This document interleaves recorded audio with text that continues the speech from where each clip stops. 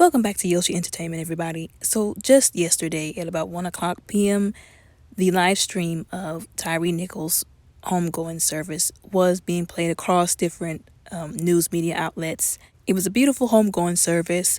His family was there. He had sisters and brothers. His mother and his stepfather were all there. There were a lot of people who were there. Reverend Al Sharpton was there. The Vice President, Kamala Harris, was there.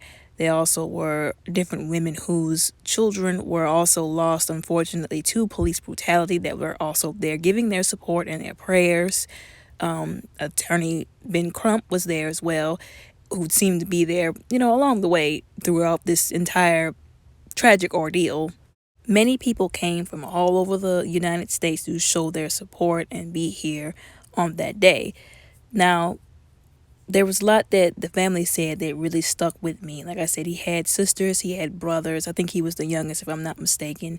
And they let all of his family speak, and they were all saying that he wasn't a bad guy, that he was, a good young man, that he wasn't, of course, the stereotypical black guy, you know what I'm saying? Like, he liked to skate, and he, was a photographer.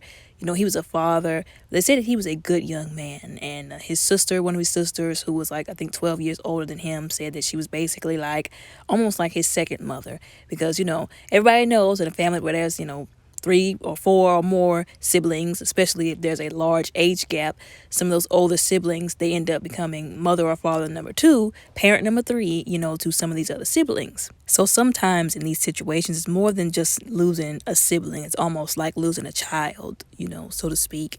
And it was really deep. And his mother, she was one of the last people to have words. And she was saying that in the middle of all this, one thing that she was trying to hold on to, like I said, I've said before, I feel like of course, what they did was horrible, and I feel like he was taken out of here prematurely, but she was saying the one thing she was holding on to that, was keeping her going was she felt that her son was put on this earth by God to fulfill an assignment, and that his assignment was up, and that, it was time for him to be called home.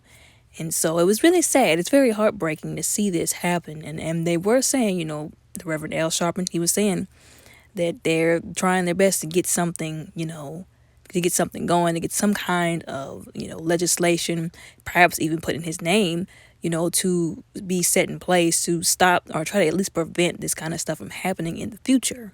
If I do remember correctly, he did commend the police chief, who everybody is throwing under the bus right now, for her swiftness to fire them. Now, a lot of people have mixed feelings about the police chief. I made a video, I made 2 videos. First, whenever I addressed what Mr. Whitlock had to say, about that, which we're not going to get into in this video, and then addressing the fact that I do think that she is responsible a little bit. There's a little bit of responsibility that goes to her because she was over them. And yes, I understand she said that she put together the Scorpion Unit not to overly police those communities, but to protect those communities. But unfortunately, somewhere along the way, the message was lost in transition, and they did what they wanted to do, which was unleash terror on the community and just be awful and malicious, awful beings.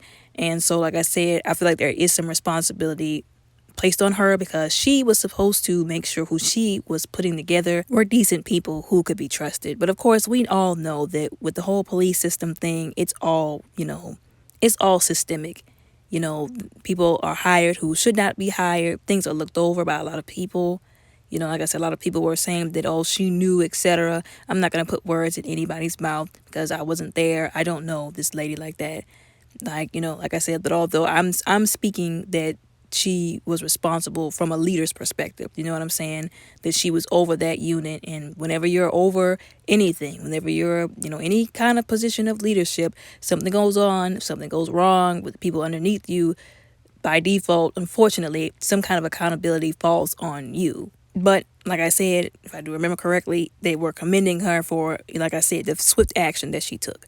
Firing them immediately, like nobody had to call down there to the police office 1,000 times to get them at least fired. Like the moment it came to her attention, she let all 5 of them go. And now we all know in any other situation, it wouldn't have happened like that. So that's one thing that we could point out, But anyways, it was a great service. It was a great service, and it was, like I said, it was sad seeing his mother having to grieve, her baby boy like that, all those, people that were, that was their baby brother in that casket, and it was sad. Like I said, I just hope that they can actually push to get some legislation, some laws passed to do something to keep this kind of stuff from happening in the future. Although it's not going to be as easy, I don't think, as people are making it out to be, because like I said, it's all systemic, especially when it comes to the police force, police officers, and just that field in general.